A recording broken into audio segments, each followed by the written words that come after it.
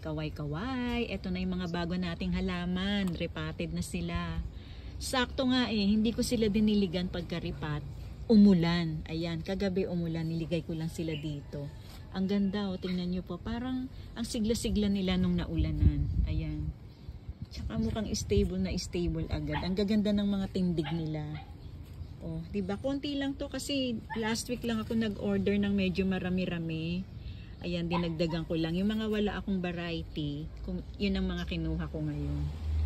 Tingnan niyo po ito, ang ganda ng tindig, oh. Si Indiana Queen. Ang ganda.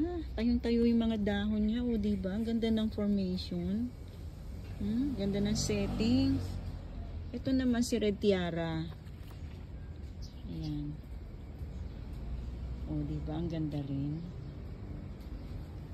Ito naman, ito matutuwa ka dito kasi yung ano niya, sa isang paso, nasa 6 na puno yan.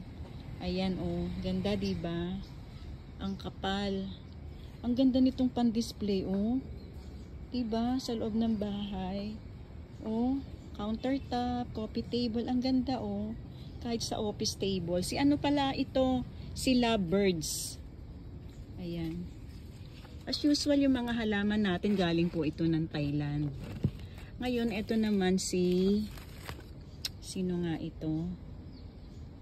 Perfect Siam. Ito yung original na Perfect Siam. Kasi meron tayong Golden Perfect Siam. Meron tayong Black. Ay, Siam Perfect. Sorry. Siam Perfect, original Siam Perfect. Diba? Kasi meron tayong golden, yun naibenta ko na nga yun eh. Tapos meron tayong black, ito yun. Yung dark green yung color ng leaves. Ito yung original, ang ganda, diba? O, tayong-tayo na rin yung dahon niya, o. Stable agad. Tapos meron tayo dito Morodokdok. Ito, ang mahal-mahal talaga nito, lalo na yung medyo, alam mo yung sinasabi nilang round leafer, yung medyo malapad. Pero ito, goods na rin to, tingnan mo, oh. Hindi naman siya masyadong narrow, sakto lang. Yan. Tapos, meron tayo ditong Sumatra, red Sumatra. Yan. Kung may nakakakilala kay Sumatra, di ba meron pong Black Sumatra. Tapos yung mamahalin, yung yaman-yamanan na Pink Sumatra. Yan, ito naman si Red. Ganda, oh, tingnan niyo po.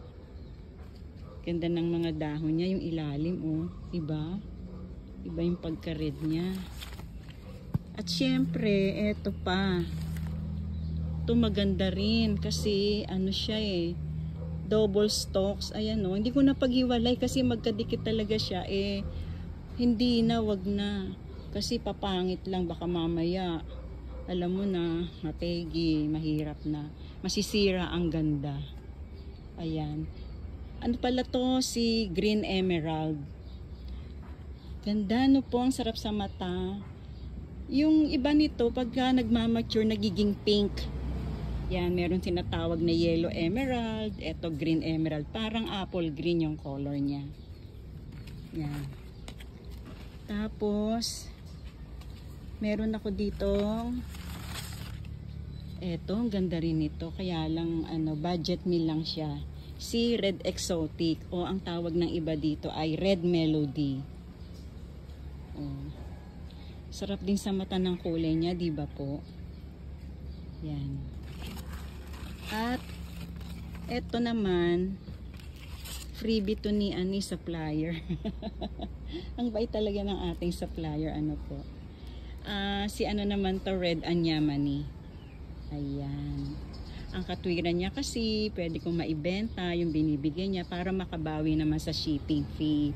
O diba kasi ang layo nga naman ang pinanggagalingan nito, sa Bohol pa. Kaya medyo mahal din talaga yung natin, shipping na binabayaran. Buti na lang considerate si ating supplier. O ayan, dito muna ang aking pagbabahagi. Nawa ay nabusog ko na naman ng inyong mga mata. Lalong-lalo na ang ating mga plantita friends. sa ating mga nagagandahang aglonema plants from Thailand. Ayan. Hanggang dito na lamang aking pagbabahagi. Magandang umaga. Ito po ang The Late Bloomer.